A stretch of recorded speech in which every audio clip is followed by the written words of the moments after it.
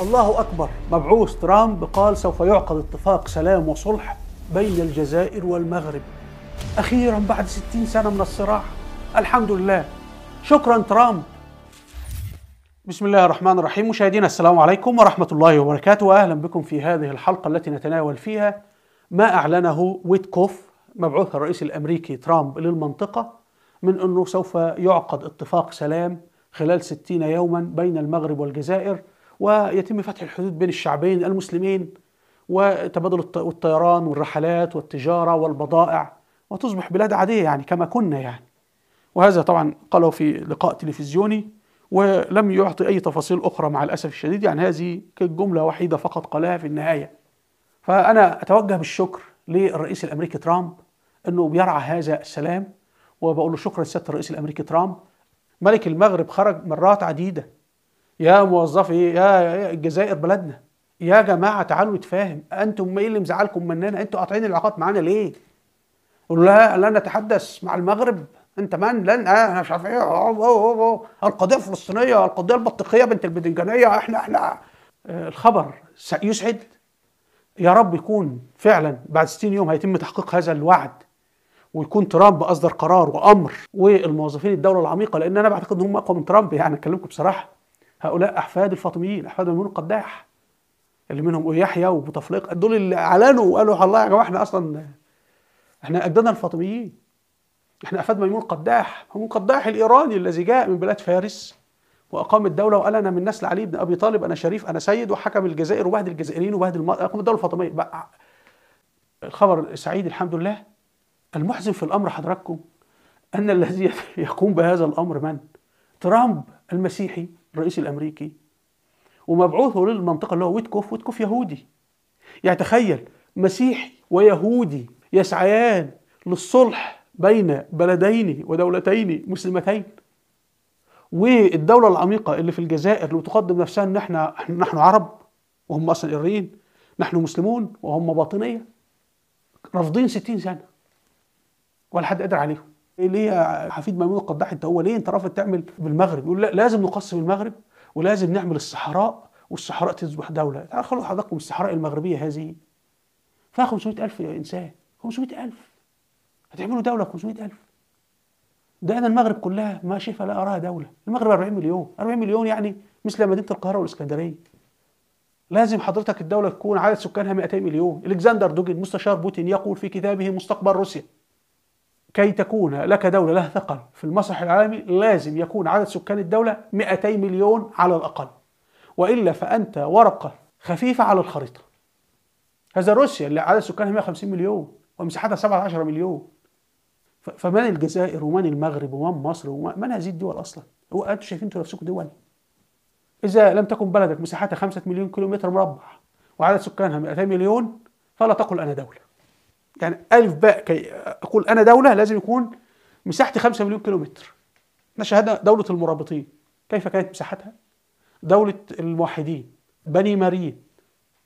يعني عد في الدول التي قامت في الجزائر أو في المغرب تجد كلها دول 5 مليون، 4 مليون، 6 مليون، وفي مصر كذلك. كانوا زمان يسموا المقاطعات الصغيرة مثل مصر والجزائر يسموها إمارات. يعني حتى ولاية مصر في الدولة الأموية كانت تشمل مصر وليبيا وتونس والجزائر والمغرب.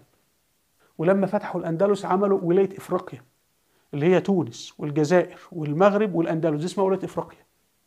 وبعد ذلك قالوا ولاية المغرب أو ولاية إفريقيا، وجعل الأندلس ولاية باعتبارها يعني الفاصل الجغرافي، يعني المضيق البحري. يعني نحن بنسأل أحفاد ميمون القداح في الجزائر اللي انتوا بتعاقبوا الشعب المغربي والشعب الجزائري وعاملين حساسيات، وكل يوم تطلعوا العيال بتوعكم تشتم في المغرب والباطنية في المغرب يطلعوا يشتموا في الجزائر. أقول بكل وضوح: أنتم يا أحفاد ميمون القداح في الجزائر لماذا لا تعترفون بحق تقرير المصير لدولة أو جمهورية كاتالونيا الأسبانية؟ تعلمون أسبانيا حضراتكم فيها جمهورية حكم ذاتي. أسبانيا أصلا احتلت، يعني الأسبان احتلوا الشعوب المجاورة، وأسبانيا دي بلاد جبلية وعرة وكل كل منطقة فيها شعب يعني. ففي الشعب الكتالوني وهؤلاء عدد سكانهم 5 ملايين نسمة، ولو عاصمتهم برشلونة، وعملوا استفتاء والاستفتاء جاءت بالنتيجة نعم نحن نريد دولة كاتالونيا.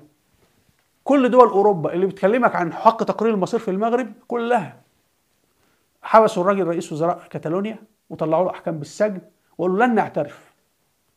هل بقى الجزائر وموظفي الدولة العميقة ميمون القداح اعترفوا بدولة كاتالونيا؟ لا. هل استضافوا منظمة كاتالونيا؟ أبدا. أرجو أن تعاملوا أسبانيا معاملة الجزائر. هل قطعوا العلاقات مع أسبانيا؟ أبدا. ده يريك أن حقدهم على المغرب لأن بلد مسلمة فقط.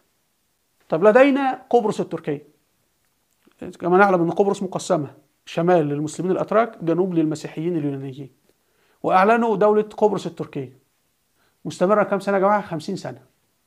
هل أحفاد ميمون القداح في الجزائر اعترفوا بها؟ أبدا. طب أين حق تقرير المصير؟ بريطانيا حضراتكم، اسكتلندا، رئيس وزراء اسكتلندا المسكين عمل منذ تقريبا 7 سنوات أو 10 سنوات عمل استفتاء أن اسكتلندا تكون دولة مستقلة. ما نجح الاستفتاء، يعني استفتاء 48 صوتوا بنعم. هل الجزائر اعترفت باسكتلندا؟ يعني علما ان انت لو سالت المسلمين في الصحراء المغربيه يؤيدون الاتحاد مع المغرب. يعني الذين طلبوا بانفصال اسكتلندا اغلبيه 48%، نسبه كبيره. هل الجزائر قالت نحن نتبنى القضيه الاسكتلنديه بنت الاسكتلنديه؟ لا. احنا بنسال احفاد ميمون القداح في الجزائر، انتم لماذا لا تعترفون باستقلال المصير لباقي الدول الاخرى؟ الصين تحتل بلاد المسلمين، تركستان الشرقيه، وهؤلاء كانوا دوله مستقله ذات سياده، وهم خضعوا للصين وعندهم لغتهم ودينهم الاسلام، وفتحها الحجاج كشغر رضي الله عنه. هل احفاد ميمون القداح قالوا نحتج على الصين ولا يصح للصين اللي بتعمله؟ ابدا. طيب الشيشان المسلمين في روسيا، روسيا تحتل الشيشان، يا جماعه انتوا ناسين انه احنا عندنا نحو 50 مليون مسلم في روسيا، وان اصلا مساحه البلاد الاسلاميه داخل روسيا 5 مليون كيلومتر. القوقاز وسيبيريا كل هذه بلاد اسلاميه، وتتارستان وبشكيريا وغيرها. يعني روسيا بتستعمر شعوب مسلمه ضخمه، واراضي ملك المسلمين بملايين كيلومترات، ولا احد يقلق بكلمه. هل احفاد ميمون القداح في الجزائر يقول والله لا احنا نعمل روسيا نفس الموضوع؟ ابدا. فانت تكتشف ان دعاتهم لحق تقرير المصير وان المغرب تحتل الصحراء، ما هذا الهراء يعني؟ ايه المغرب تحتل الصحراء دي يعني؟ المغرب بلد مسلمه والصحراء سكانها مسلمين. المغرب بتحدث اللغه العربيه ولا يتحدثون اللغه العربيه؟ هذا عرب وهذا عرب، وحتى ولو عربي اصلا طالما مسلم خلاص. ما المماليك جاءوا مصر وحكمونا، وهم المماليك كانوا اتراك اصلا. ما عرفنا هذا. طارق بن زياد رضي الله عنه لما فتح الاندلس كان جيشه من البربر وهو من البربر، وكان جيش الفرسان اللي هم سلاح الطيران بلغه هذه الايام او سلاح الدبابات كان 300 فارس عربي من قبائل العربيه الجزيره العربيه، وكان قائدهم من البربر.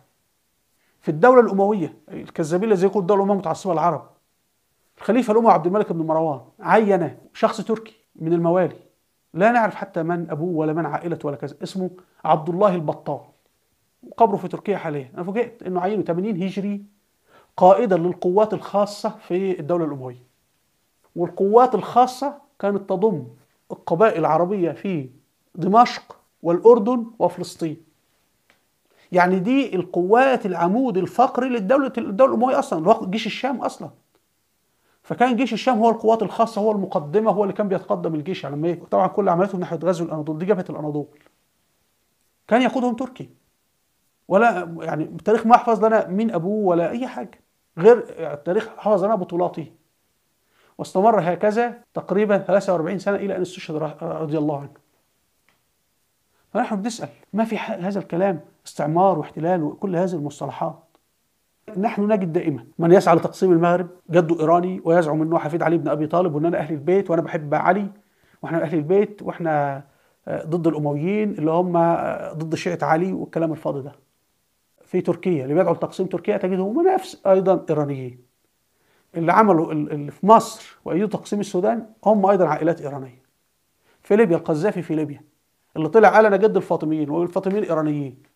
هو نفسه القذافي اللي كان بيسلح الحركات المسلحه الانفصاليه في الصحراء المغربيه. هو نفسه القذافي اللي سلح الحركات الانفصاليه تقسيم السودان. السودان ليست دوله في جامعه الدول العربيه، ليس شعب مسلم. ماذا فعل القذافي؟ سلح كي يقوم بتقسيم السودان.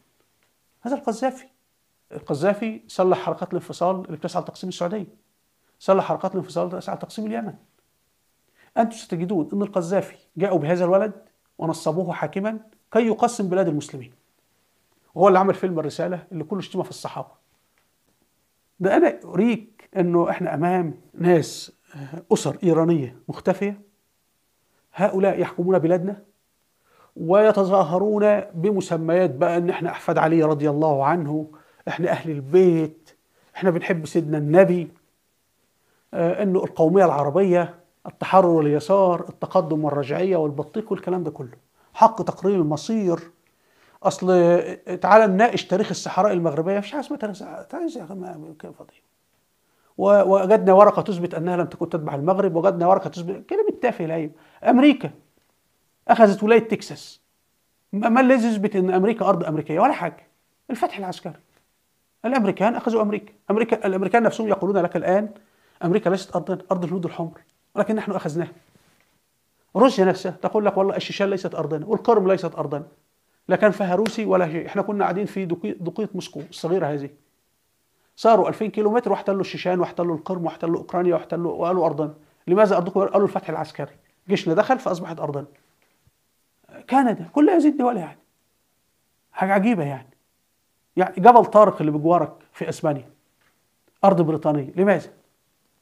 هل بريطانيا تناقش تقول والله جبل طارق لأن هناك ثبت أن جد الملك رقم 900 مع عقد شراء ملكية جبل طارق؟ لا طبعا. هو جيشنا البريطاني قاعد هنا فهي أرض بريطانية. بريطانيا بتحتل الآن قبرص فيها قوات بريطانية وأرض بريطانية. فبريطانيا أعلنت استقلال قبرص دولة مستقلة، ولكن في مناطق قالت لا، هذه تظل أرض بريطانية. القبرص قالوا والله احنا دولة أوروبية، زي كيف تحتلوننا؟ دولة أوروبية تحتل دولة أوروبية، وهذه مسيحية وهذه مسيحية. قالوا هو كده، هذه أرض بريطانية. إيه سنتكم؟ جد الملك ولا جدته كانت تمتلك غنمتين في هذه الأرض؟ قالوا لا، جيشنا البريطاني يجلس هنا. فسائد ملكية الدولة لأي أرض هي الفتح العسكري. هذا في القانون الدولي المعمول به حاليا. الصين، كل دول العالم تقول ان تركستان الشرقية اللي بيسكنها المسلمين ملك الصين. لماذا الجزائر تعترف بهذا؟ نقول أن الصين أخذوها بالقوة، الفتح العسكري. لماذا الجزائر لا تطبق نفس المبدأ مع المغرب وتقول أن الجيش المغربي أو المغرب موجود في الصحراء المغربية فهي أرض مغربية بالفتح العسكري؟ خلصنا. سيبك بقى من المماحكات في الورقة والأرشيف ونروح محكمة العدل الدولية والمحكمة البطيخية والكلام الفاضي ده. أرجو الانتباه. وأنا حزين أن كان نفسي اللي يصلح بين البلدين المسلمين، مثلا بلد مسلم حاكم لدولة مسلمة، أو حتى دولة أفريقية ونقول البيت الإفريقي. لكن يأتي رجال بيض، ترامب الأبيض ويتكف الأبيض، وترامب المسيحي ويتكف اليهودي، الإصلاح بين دولتين مسلمتين عربيتين. ومين اللي معترض؟ أحفاد ميمون القداح في الجزائر اللي مسمي نفسه محمد وأحمد وبتاع، وقاعد يقول وأنا حفيد الرسول وأنا حفيد. لأريكم أن الباطنية أشد كراهية لبلاد المسلمين من أتباع الأديان الأخرى. أرجو مشاهدينا أن تكون الصورة قد وضحت. فيكم شكر القناة وضغط على هذا الزر، وإلى اللقاء. السلام عليكم ورحمة الله وبركاته.